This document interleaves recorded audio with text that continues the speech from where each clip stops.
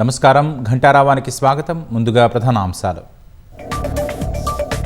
కంచె గచ్చిబౌలి భూములపై మీనాక్షి నటరాజన్ అభిప్రాయ సేకరణ.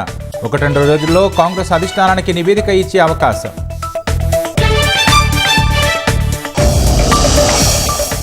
నేషనల్ హైవేలకు త్వరగా భూసేకరణ చేయాలన్న కిషన్ రెడ్డి. రాష్ట్రం నుంచి సరైన స్పందన లేదని సీఎం రేవంత్ రెడ్డికి లేఖ.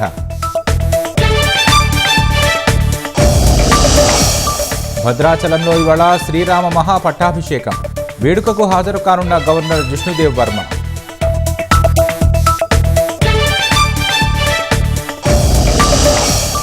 మధ్యప్రదేశ్లో నకిలీ వైద్యుడి చికిత్సతో 7 బలి. దర్యాప్తు చేపట్టిన జాతీయ మానవ హక్కుల సంఘం.